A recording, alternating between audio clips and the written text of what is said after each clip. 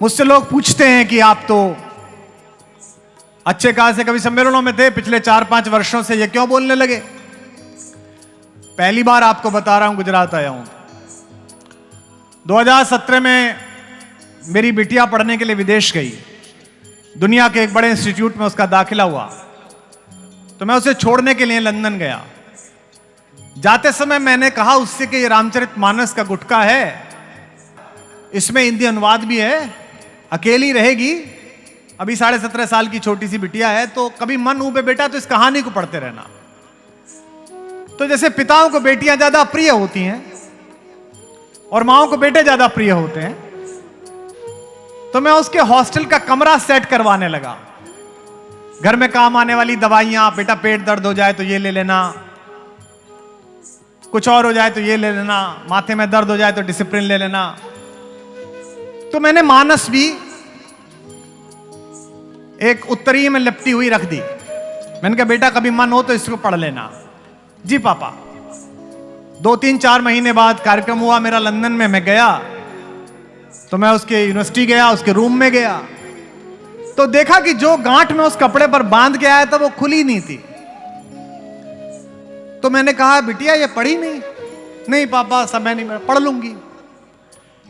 फिर 1 साल बाद गया, वो किसी काम से परेशान थी, एक विषय में उसके थोड़े नंबर कम आए थे, उदास थी।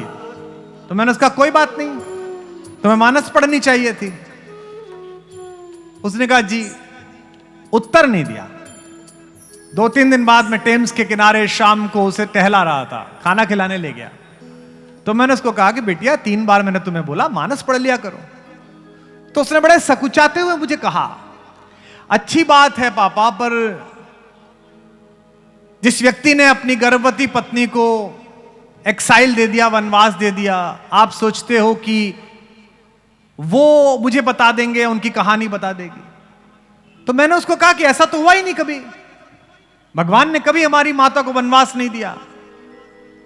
ये तो जब बौद्ध धर्म का आगमन हुआ और सनातन धर्म की बहुत सारी प्रतिभाएं उधर गईं, तो उन्होंने विशेष रूप से राम की कहानी में शंभूक का वध और माता सीता के निर्वासन का प्रसंग जोड़ा।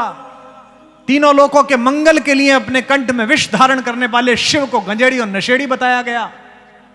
अपनी 12 वर्ष की आयु में पूरे ब्रज को सबसे बड़ी आंधी पानी से, बाढ़ से बचा लेने वाले योगेश्वर कृष्ण को नचनिया बना दिया गया। और मैंने विस्तार पूर्वक उसको 2 घंटे के भोजन सत्र में बताया। तो उसने मुझसे कहा ये तो अद्भुत बात है, आपको ये लोगों को बतानी चाहिए। तो मैंने कहा मैं तुम्हें बता तो रहा हूं। तो उसने कहा कि मैं तो आपकी बेटी हूं, मुझे पता चल जाएगा, पर मेरी जनरेशन में तो बहुत सारे लड़के लड़कियां हैं जिन्हें पता नहीं चला। आपने हिंदी कविता सुनाई तो सबने सुनी, तो आप क्यों नहीं सुनाना चाहते हैं? तो आज मैं इस मंच पर बैठा हूं, मैं स्वीकार करता हूं कि मेरी इस स्वरूप के लिए, इस प्रस्तुति के लिए मेरी पुत्री मेरी गुरु है। उसने मुझे प्रेरित किया।